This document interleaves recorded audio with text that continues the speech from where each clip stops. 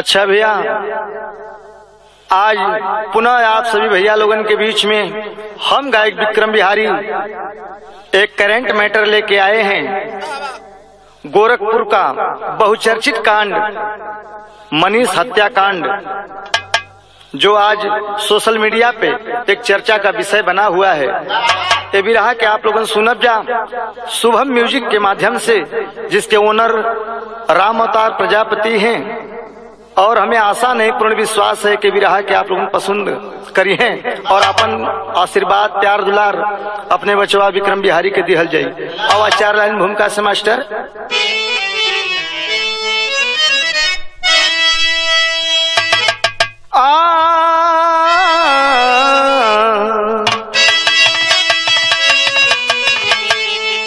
लेके फरियाद जाए तो जाए कहाँ, जब निरंकुश बने है स्वयं सत्ताधारी। कौन रोके इन्हें, कौन टोके इन्हें, निर्दयी काल के रूप में वर्दीधारी। इस कदर घुल गया है फिजा में जहर, पंगु शासन बना आज लाचार है। जो है रक्षक वही बन के भक्षक खड़े, आम जनता का कोई नया आधार है।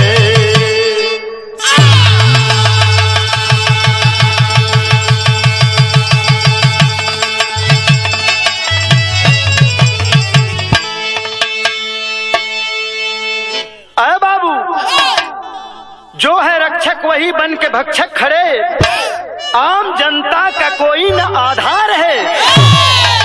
आम जनमानस के रखवाली के लिए जो कानून बनाया गया है, आज वही रक्षक भक्षक बन गया है, तो आम जनमानस या पब्लिक जाएगी कहाँ। एक लाइन कव्वाली का नजीर दिहल कैसे मास्टर।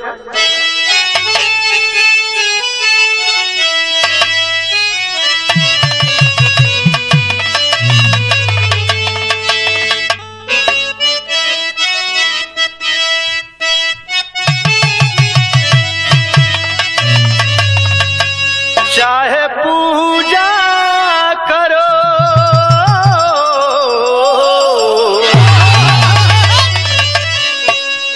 यह शब्द बताया गया कि हिंदू और मुसलमान इस धरती पे आया है। आज जो मजहब में बटा गया है, उस मजहब को मिटा के इंसानियत में जीना है। कव्वाली में बड़ा सुंदर बात कैसे।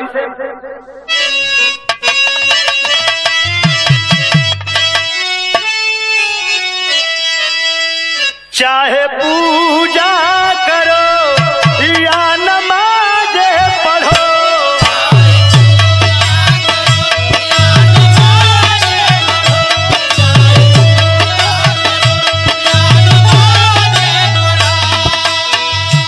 चाहे पूजा करो या नमाज पढ़ो, सर झुकाने की लेकिन अदा एक है।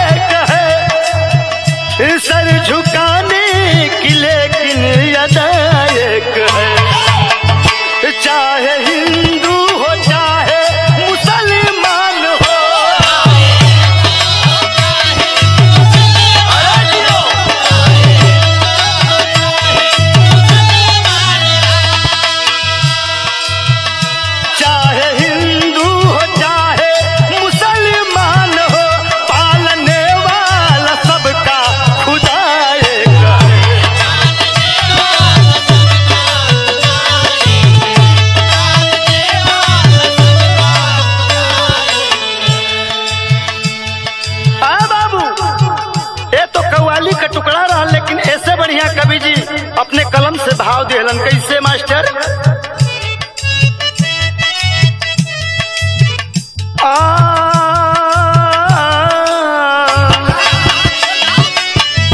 कोई सुनता नहीं, कुछ भी दिखता नहीं।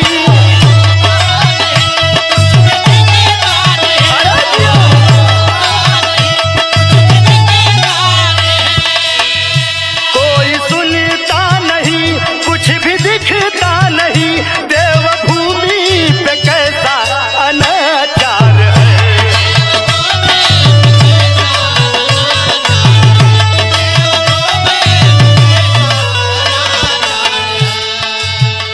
कोई सुनता नहीं, कुछ भी दिखता नहीं।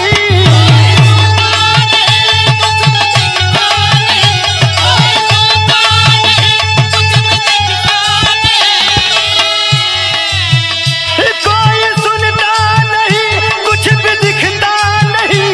देवभूमि पे कैसा अनाचार है।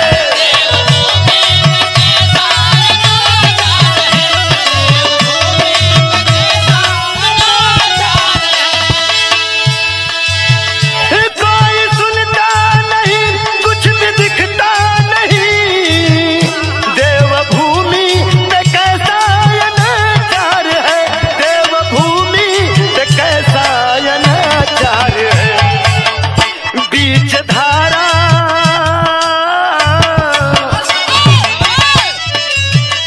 बीच धारा में काशी डुबाया वही।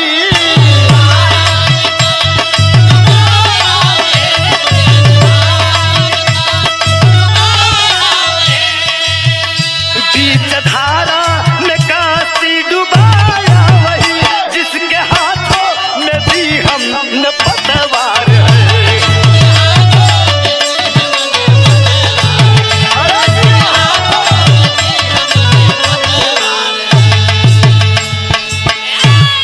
अरे बाबू, कहानी की शुरुआत नजम से दिहल गई कैसे भैया?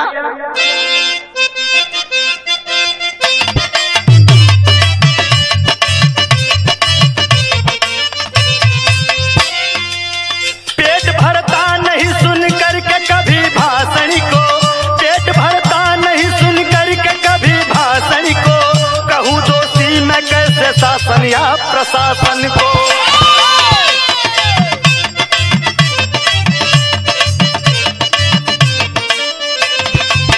कानपुर का मनीष गुप्ता होनहार रहा। कानपुर का गुप्ता मनीष होनहार रहा। सरल स्वभाव प्रॉपर्टी का कारोबार रहा।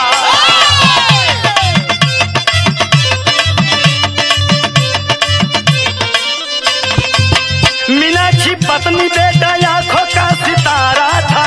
मीनाक्षी पत्नी बेटा आंखों का सितारा था। मनीष गुप्ता सभी दोस्तों को प्यारा था।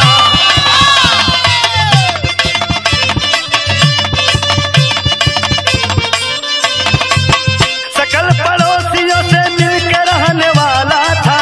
सकल पड़ोसियों से मिलकर रहने वाला था। सभी के सुख दुख में वो काम आने वाला था।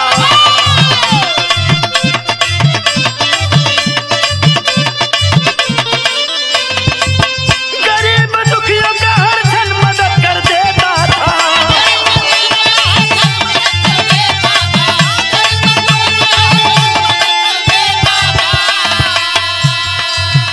गरीब दुखियों का हर क्षण मदद कर देता था। मृदुल व्यवहार से सबका बना चाहता था।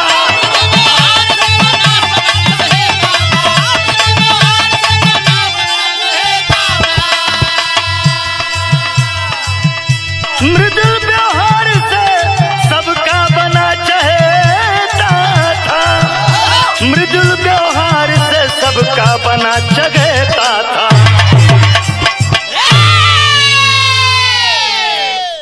अरे बाबू, बात के समझला। ये बात हाउ कहाँ के? आप चलिए उत्तर प्रदेश के धरती, यही गुरुग्राम कानपुर, जहाँ के रहे वाले मनीष गुप्ता प्रॉपर्टी के कारोबार में बड़ा ही सक्सेस बिल्डर हुए और बढ़िया कारोबार चलत हो। उनके परिवार में माताजी बहुत पहले खत्म हो गए हैं, पिताजी हैं, पत्नी है और 1 वर्ष का बेटा। भरा पूरा छोटा परिवार है। एक दिन मजाक कहने अपने दुल्हन से कि सुना हो ढेर दिन बीत गल हो, बचवा भी 1 साल का हो गई हो, और सोचा थी तू एक घरवा में रह के उपजिया गल हो, और तो के सोचा थी कि कहीं घुमा दे। नेट पर सर्च कैला जहां तो नीक लगे जगह बताए दा, वो शहर में लिया चली। चाहे शिमला कहा, गोवा कहा, बम्बई कहा, चाहे उत्तर प्रदेश के कोनो धरती बताए दा। दुल्हनिया कहे का कहे मास्टर, एक लाइन गीत लगल।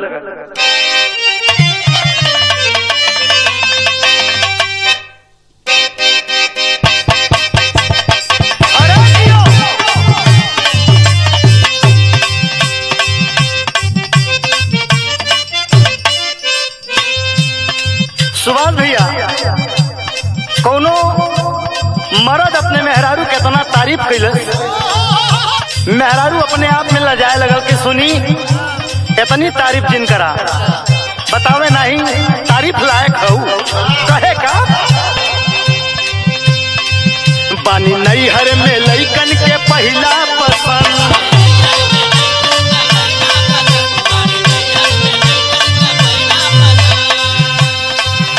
जी जानी लजाई बड़ाई करीबन,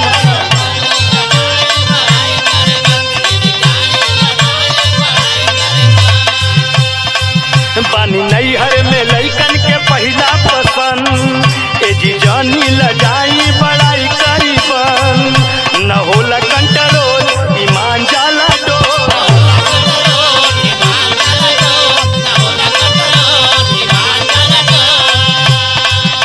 न होला कंट्रोल ईमान जाला डोल। देखत ही प्यार हमके जागे,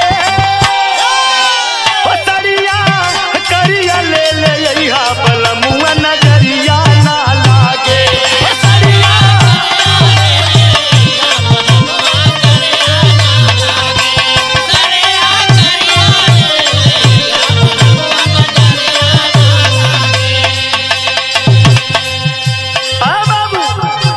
गीत से बढ़िया आज मनीष गुप्ता अपने दुल्हन से कहे का कहे, कहे एक दिन मनीष मोरी रानी सुना,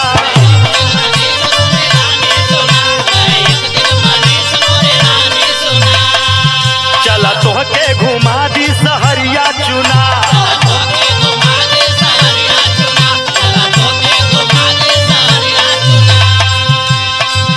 कहे एक दिन मनीष मोरी रानी सुना, चला तोहके घुमा दी सहरिया चुना। मिली फुर्सत की नाही समैया मन चाही,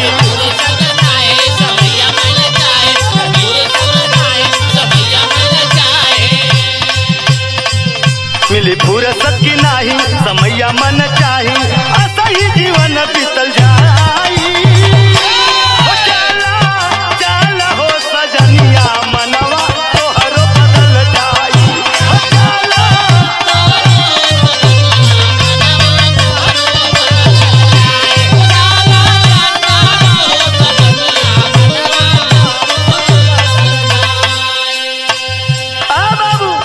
मोबाइल पे मैप निकाल के दिखावलन कि जौने पे अंगुली रख देबू वो शहर में तोके घुमाई। दुल्हनिया कहे का कहे, कौन सहरिया इनका पहाड़िया,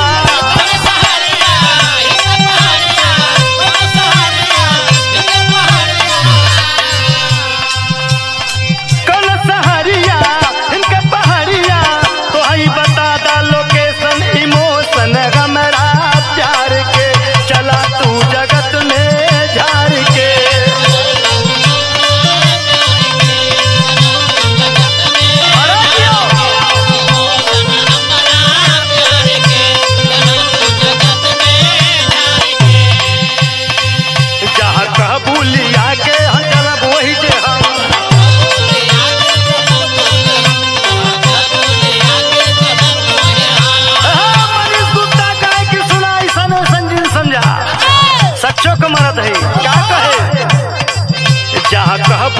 आके चलब वही जे हम,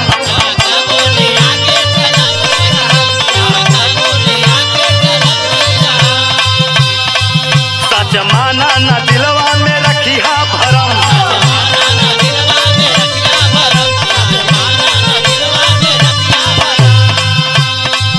जहाँ कह भूलिया के चलब वही जे हम, सच माना न दिलवा में रखी हा भरम। फिर ऐसा समैया नया आई, चल हो सजनिया मनवा तोहरो बदल जाई।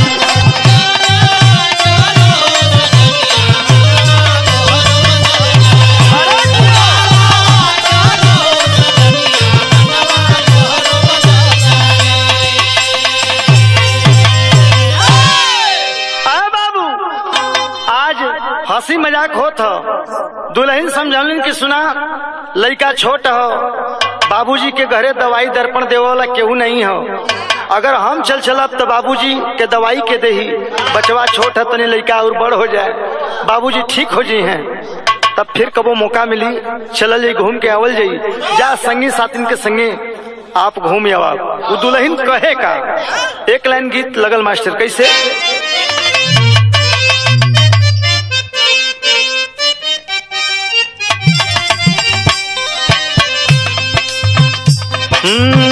जान मारे ललका लहंगवा ये गोरी,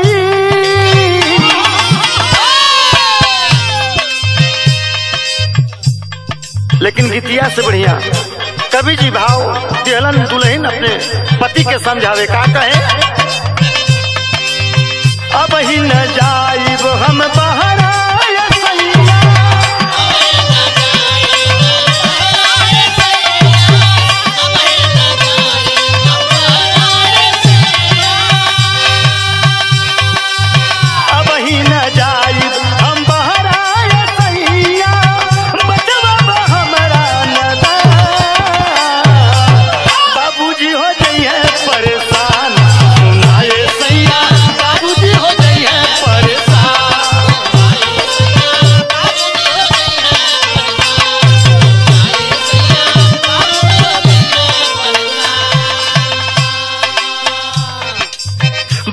बीमार जेकर बरुए बुढ़ाई, इनके समैया पे के देही दवाई।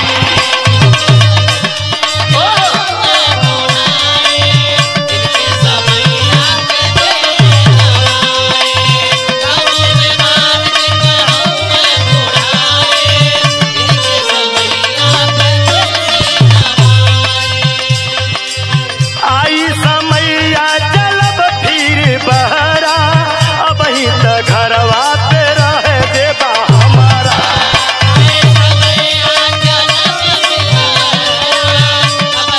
घरवा पे रह देबा हमारा।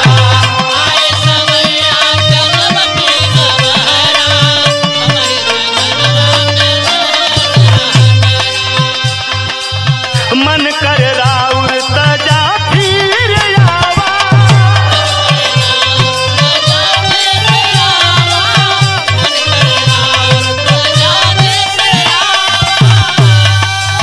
मन कर बहरा तजा फिर आवा, हुए संगतिया तमाम, बाबूजी हो जाइए परेशान, सुनाए सैया बाबूजी हो जाइए परेशान।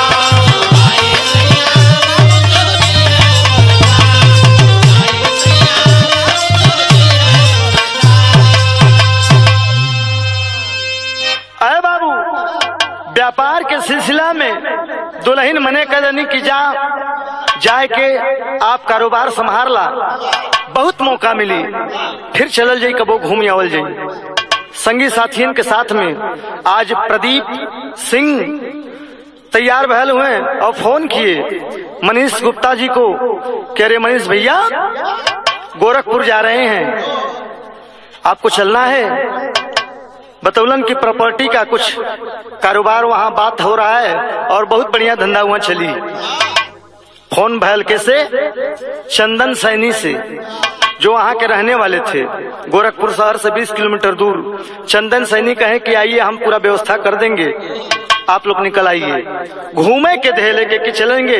गोरखपुर का मठ मंदिर गोरखपुर बड़ा ही प्रसिद्ध है, तो मठ में दर्शन भी हो जाए, आरती पूजा भी ले लेवल जाई और कारोबार का बात भी हो जाई और घूम टहर के 2 दिन में लौटावल जी। आखिर तैयारी भल कैसे मास्टर?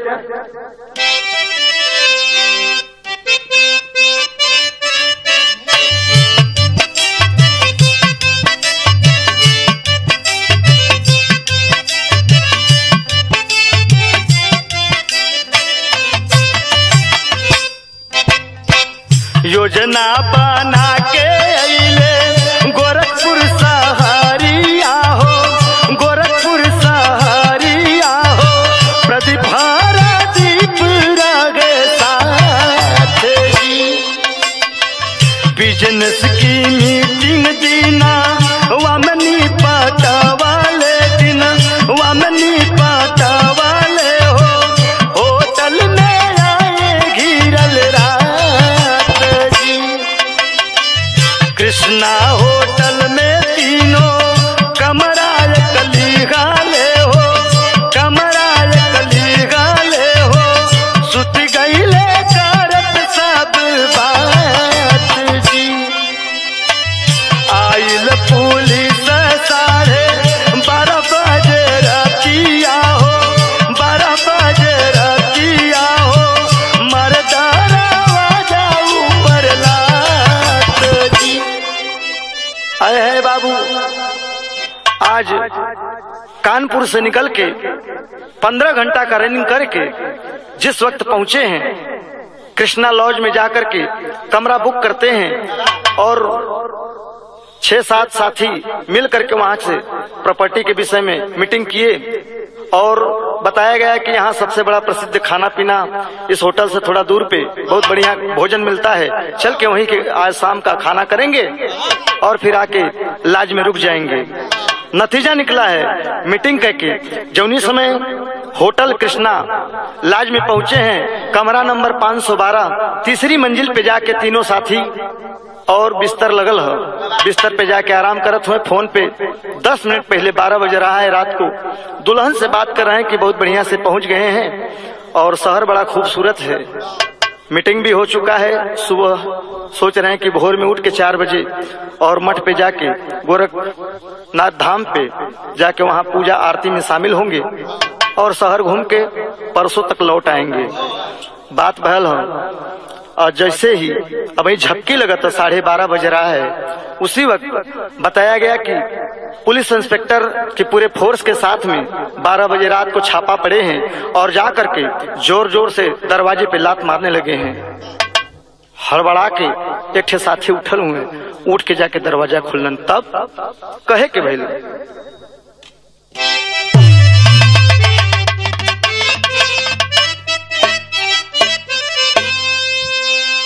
अरे राम खाकी में अब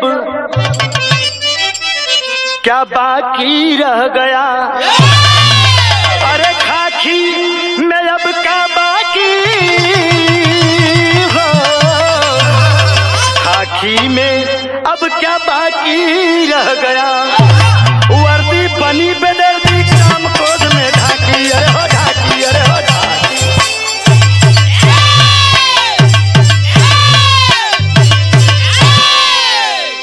खाकी में अब क्या बाकी रह गया, वर्दी बनी बेदर्दी काम क्रोध में ढाकी, खाकी में अब क्या बाकी रह गया। जो प्रशासन आज लोगों के हिफाजत के लिए कानून तैनात किया है कि किसी को कोई तकलीफ, कोई छेड़छाड़ और कोई लूटपाट न कर सके, उस घटना को रोकना है। कानून रात को गश्त लगाता है, लेकिन ई जगत नारायण दरोगा का नाम बतावल गई अपने 6 साथियों के साथ में कृष्णा लॉज में पहुंचे हैं और उनका काम रहता था कि होटल में जा जाके छापा मारते थे और पैसा 2 नंबर का जबरदस्ती लोगों को हड़का करके पैसा वसूलने का काम किया करते थे।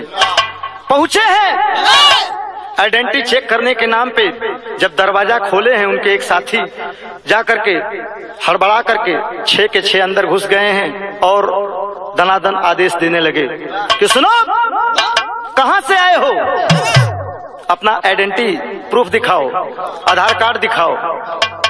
दो जने अब नींद में हैं। प्रदीप जो था दिन भर 15 घंटा गाड़ी चला के पहुंचल हुए, एकदम बिस्तर पे पड़लन, अब पूरा होश में नहीं हुए, नींद में एकदम घोर निद्रा में सुतल हुए। दूसरे साथी अपना आइडेंटिटी और लाइसेंस निकाल के दिखाने लगे।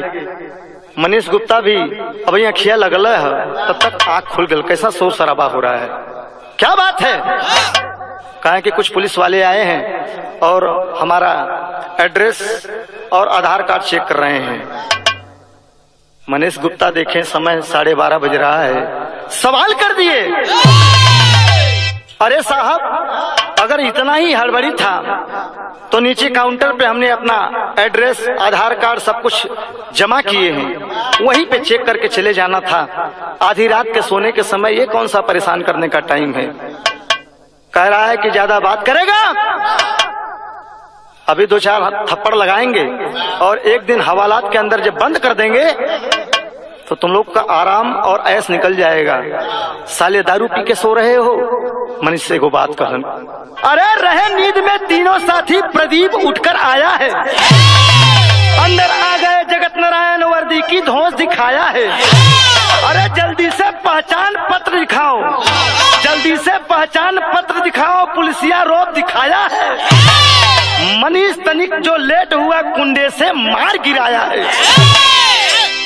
अब निकाले में टाइम होता, बैग में रखे थे, बोले रुकिए गाली मत दीजिए साहब, हम भी सम्मानित नागरिक हैं और आपके शहर में आए हैं तो इस तरह से बदसलूकी मत कीजिए। निकाल रहे हैं, देर हुआ है बाबूजी, तब तक रिवॉल्वर का जो कुंडा है कुंडवा से बाबूजी खींच के कनपट्टी के ऊपर मारे हैं। मनीष गिर गिने और जब गुस्सा आया है तो अपने भांजे को फोन लगाए और कहलन, का कहलन मास्टर?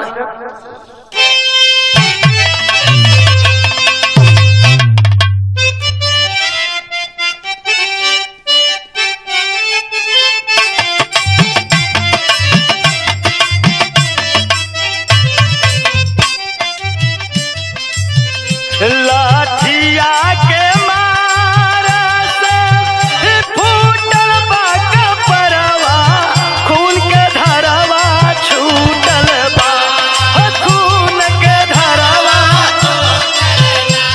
ओ पापी खींचल बहरवा, खून के धरवा छूटल बा।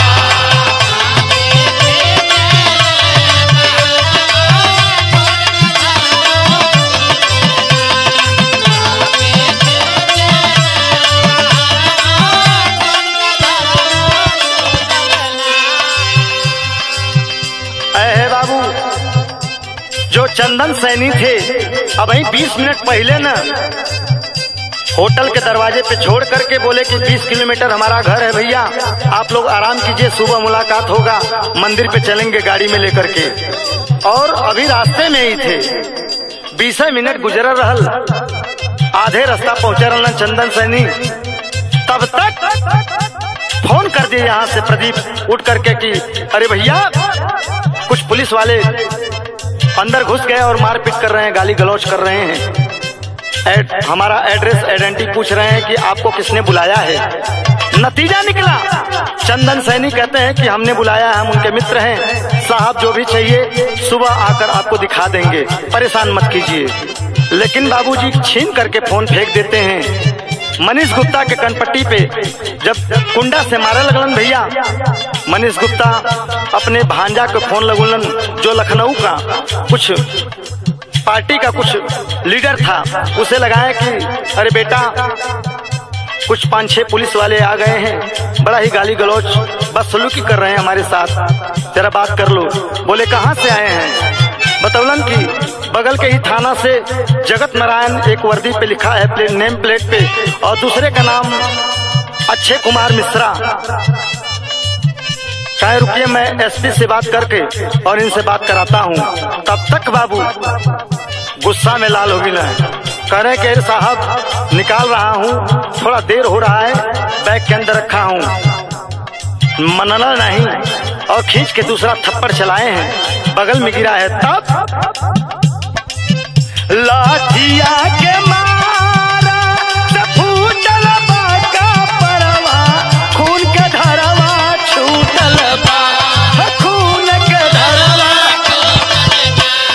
पापी खींचल बहरवा, खून के धरवा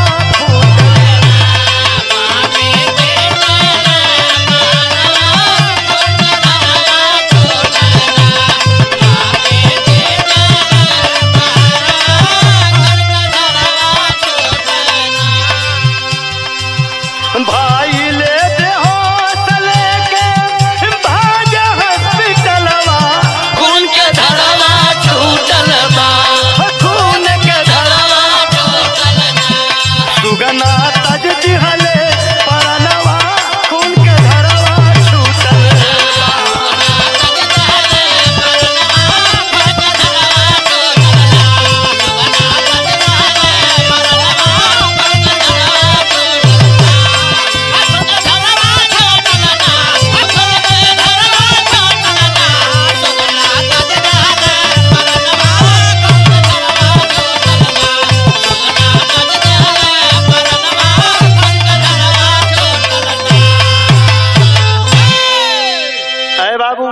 झल्ला करके गिरे हैं, लाठी को पकड़ लिया। अरे साहब प्रूफ ही चाहिए ना, थोड़ा रुकिए, हम क्या आतंकवादी दिख रहे हैं?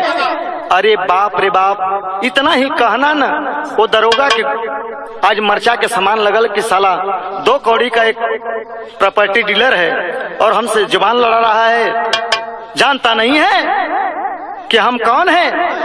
जो कह रहे हैं चुपचाप सुनो, वरना तुझे साले हवालात में मारते मारते ले चलेंगे। बाबूजी इतना ही जहर हुआ है, पटक के 6 के 6 पुलिसकर्मी पीछे सवार कर दिए हैं। एक डंडा एक कनपट्टी पे लगल है, दिमाग के ऊपर लगा है, एक तरफ बैठ गया है, खून नाक से चलल, बेहोश हो गिलन। जब बेहोश हो गिलन तो घींचते, यहाँ तक प्रमाण मिला है सीसीटीवी कैमरे में कि घींचते हुए बेहोशी की हालत में 3-4 लोग उसे खींचते हुए बाहर तक लेके आए हैं। खून गिरा हुआ है और एक पुलिसकर्मी चेतावनी दे रहा है उस होटल के कर्मचारी को, सुनो, जो खून गिरा है इसे साफ कर देना, हम ये अभी आ रहे हैं। जब पुलिस स्टेशन के बदले ले जाकर के हॉस्पिटल में, बगल में ही हॉस्पिटल है, लेकिन वहां न ले जाकर के 2 किलोमीटर दूर हॉस्पिटल में एडमिट किए हैं। डॉक्टर वहां देखा है, देखने के बाद 2 मिनट में लौट आया। यहाँ सांत्वना दे रहे हैं कि कुछ हुआ नहीं है, टेंशन मत लो, हम दवाई कराकर सुबह तक छुट्टी कर देंगे, लेकिन अंदर अंदर सबूत मिटाने का काम कर रहे हैं। इसीलिए कहनाम बा, दुल्हन जौनी समय खबर सुन ले उस समय रोवत हिन। कैसे रोवत हिन भैया?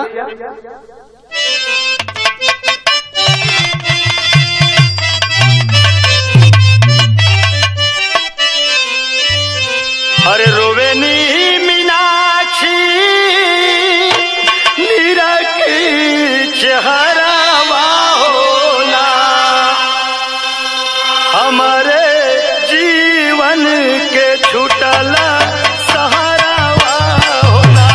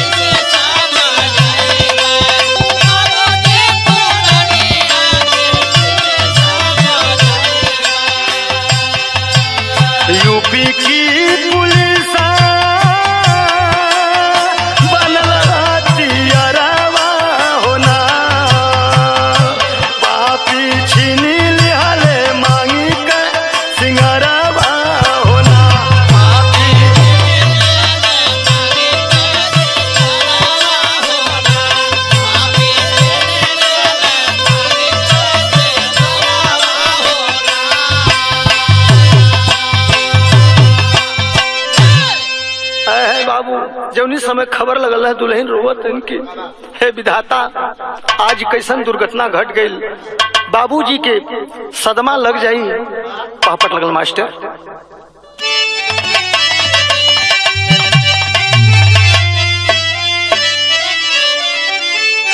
अरे मीनाक्षी की मांग हो गई सूनी खूनी वरादी से, अरे दांव पेच हो गया शुरू कानूनी खूनी वरादी।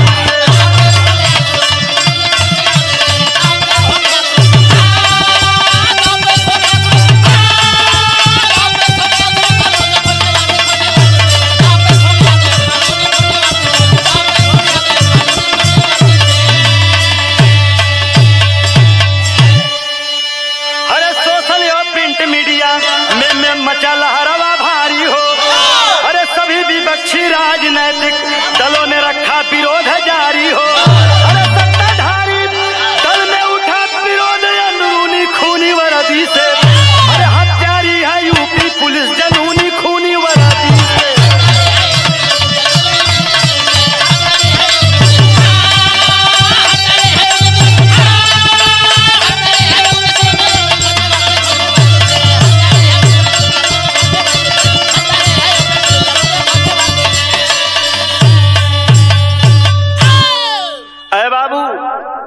खबर मिला है दुल्हन रोते धोते आज गोरखपुर पहुंची है, जाकर के प्रशासन के दरवाजे पे गुहार लगाने लगी कि अरे साहब हमारे पति अपने आप नहीं मरे हैं, किसी एक्सीडेंट में नहीं मरे हैं, हमारे पति को प्रशासन के लोग जबरदस्ती घर में घुस के और लाठी डंडे से मार के मारे हैं, और मैं चाहती हूँ कि मेरे पति का FIR लिखा जाए। SP समझावत हूँ कि FIR लिखा के कोई मतलब नहीं है। पीछे से जो बगल में उनका भाई है, बाबूजी चोरी से मोबाइल पे सोशल मीडिया पे लाइव कर दिया था और रो रही है, दुहाई मांगत है। SP कहत हुए कि 6 लोगों के परिवार की बात है, अगर नौकरी चले जाएगी सजा हो जाएगी तो उनका परिवार रोड पे आ जाएगा, खाने बगैर मरने लगेगा। आपका जो भी हेल्प है, जो पीछे से हम सपोर्ट कर देंगे, आप FIR मत लिखाओ। नतीजा निकला है जिस वक्त सोशल मीडिया पे यह खबर पहुंचा है, चारों तरफ आग की तरह बॉन्डर की तरफ फैल चुका है। सत्ताधारी और विपक्षी पार्टी समाजवादी पार्टी वाले धरना देने लगे, जाकर के हो हंगामा जब मचाने लगे हैं पुलिस चौकी पे, लोग एकदम तड़फड़ाए लगन कि कहां से विपक्षियन के पता चल गया। वह दुल्हन कह रही है कि जब तक हमें योगी सरकार से नहीं मिलाया जाएगा तब तक अपने पति का दाह संस्कार नहीं करूंगी। धरना दे दी है, विपक्षी पार्टी वाले भी धरना दे दिए, मोर्चा निकाल दिए हैं। चारों तरफ जब हो हल्ला मचल हो, यहाँ तक प्रमाण मिला समाजवादी पार्टी के पूर्व मुख्यमंत्री अखिलेश यादव जी जाकर के जब एक्टिव हुए हैं तब मजबूरन FIR लिखा गया।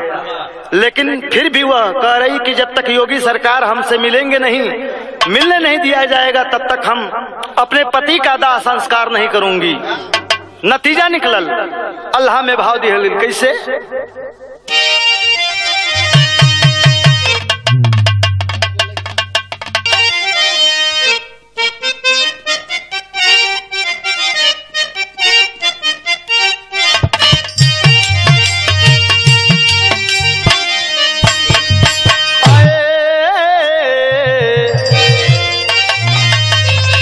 अरे कन्हवा पे जे करे, अरे कन्हवा पे जे करे, अरे सुरक्षा वाला भरवा बाबू।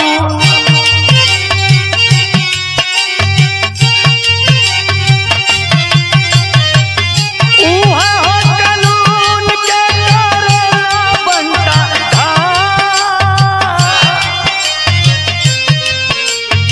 वरदी के साबत को भूलाई गईल पजिया भैया।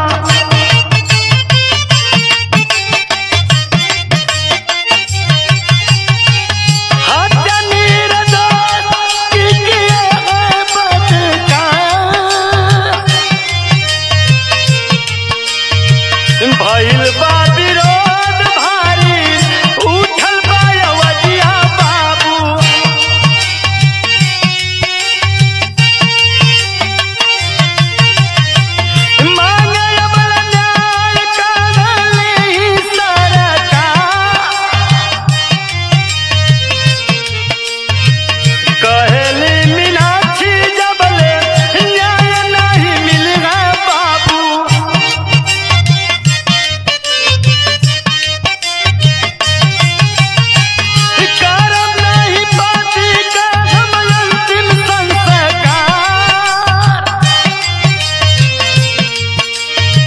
यादव अखिलेश दिगले 20 लाख रुपया भैया।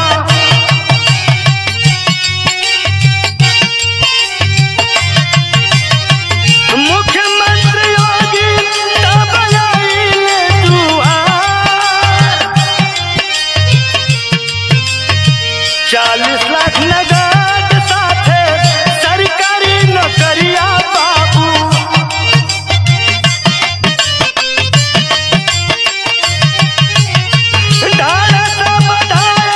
मुख्यमंत्री बरियो 6 पुलिस वाला न पे मुकदमा लिखैले भैया।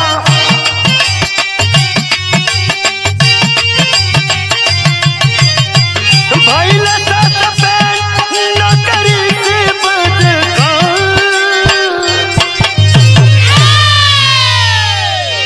है बाबू। जिस वक्त विपक्षी वाले हंगामा करने लगे, खबर गई है कि पूर्व मुख्यमंत्री अखिलेश यादव समाजवादी पार्टी के 20 लाख रुपया मदद में दिए हैं। सत्ताधारी पार्टी हरकत में आई है। योगी सरकार के जब खबर लगल, पहला नहीं तो लगा, तब पक्षवा कुल खींच लिए हैं समाजवादी वाले। आनंद फानन में बाबूजी पहुंचे हैं। आखिर मनीष गुप्ता के दुल्हन से मुलाकात किए हैं और आश्वासन दिए, 10 लाख नगद दिए हैं, सरकारी नौकरी।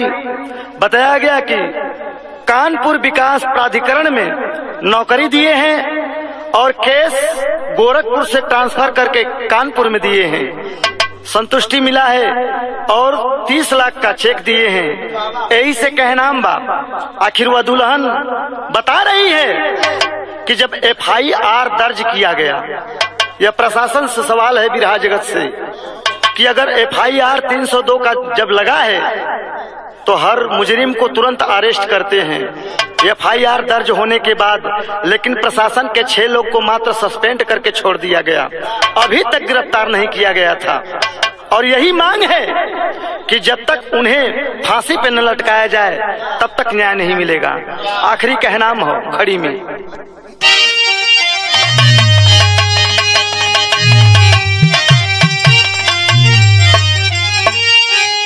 अरे जनता के जीवन में संगन अंधेरा हो गई ले, अरे काहे देश के रखवाला सब लुटेरा हो गई।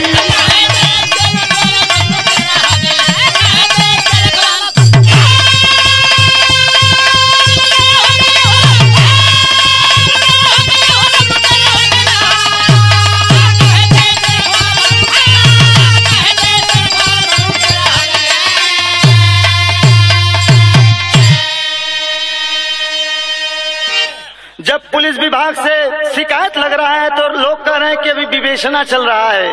कैसा विवेचना है? अगर बेड से यहाँ तक बताया गया कि वहाँ के DGP बताए कि बेड से गिर के सर में चोट लगा है, वो मर गया, उसे पुलिस वाले नहीं मारे हैं। मैं कहता हूँ 2 फुट में अगर केहू गिरी तो बगले में चोट लगी, दाएं बाएं लगी, बगल में लगी, लेकिन सर पे कहाँ से लग जाएगा?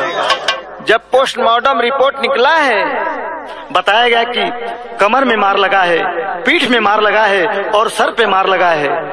सीधा सीधा रिपोर्ट निकला है। आज FIR दर्ज भैल, 3 जने अरेस्ट भैल हुए और लोगन फरार हुए। यही से कहनाम बा, दोहरा कानून अगर हिंदुस्तान में है तो सबके लिए बराबर है, चाहे वो सत्ताधारी हो या एक आम नागरिक है। यही से कहनाम बा। अरे सब ही जानत बा पुलिस वाला हथियार हो, अरे कैले बड़ा खास नहीं भइले गिरफ्तार हो।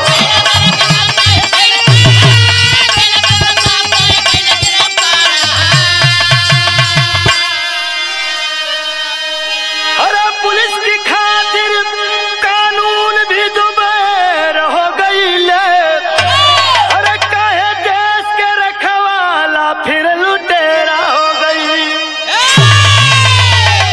अरे बाबू, कानून सबके लिए एक है, पुलिस वालों को भी यह मांग है कि उन्हें सजा दी जाए। ऐसे कहना मका हर शिक्षा या प्रशिक्षण में उपयोगी बनावा पढ़ावा।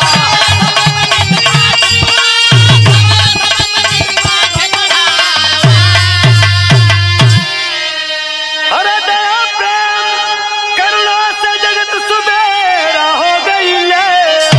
अरे काहे देश के रखवाला फिर लुटेरा हो।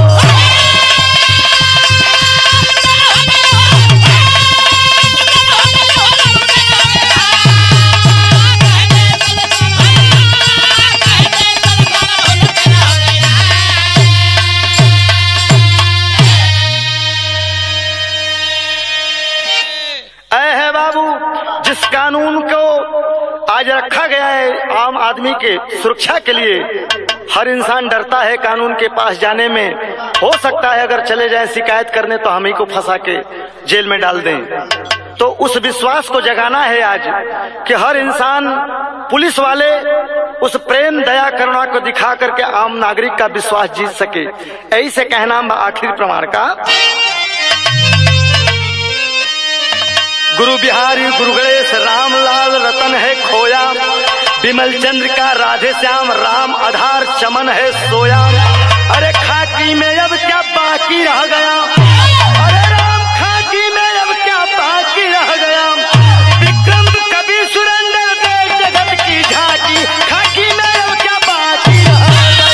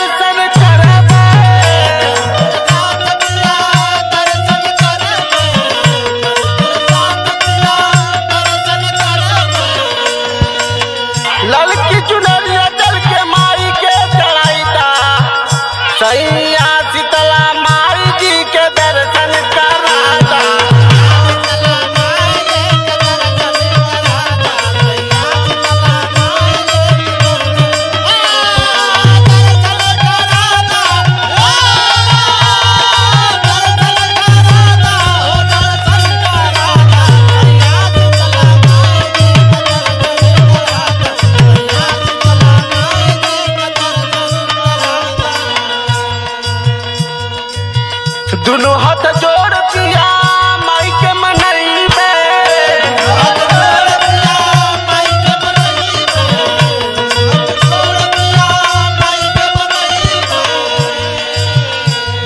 मैया जी के सरवा के हमके देखैता सैया शीतला माई जी के दर्शन कराता।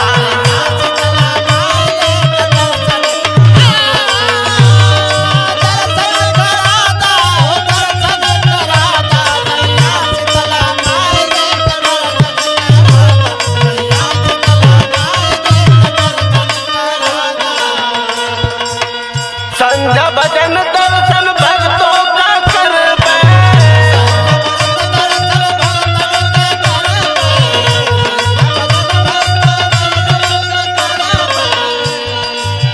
परसद माई के नाम के खियैता सैया शीतला माई जी के दर्शन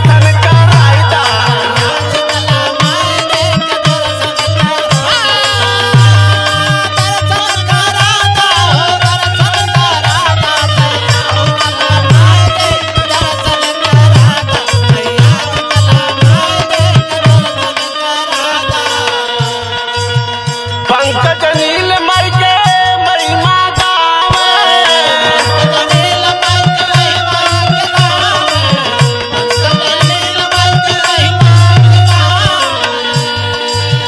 रामतर जी के भजनिया सुनाई दा सैया शीतला माई जी के दर्शन कराता।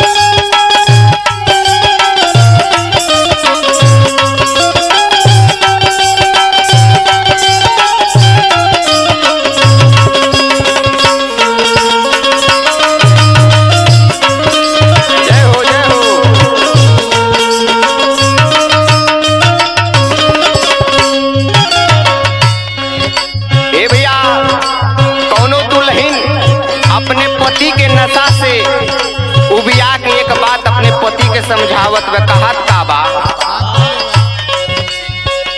अरे सुघरा शरीरिया बिगाड़ दिहल राजा जी, कि सुघरा शरीरिया बिगाड़ दिहल राजा जी, पी के शराब आधी रतिया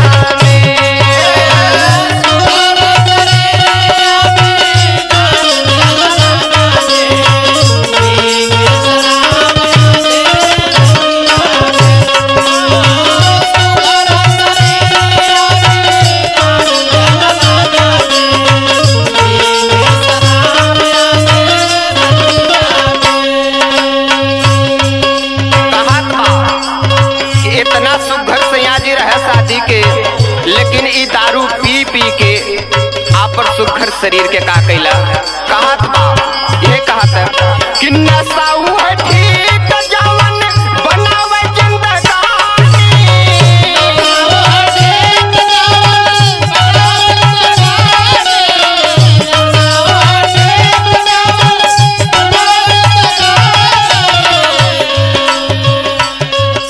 दे नहीं इज्जत के हो दुनिया में पानी,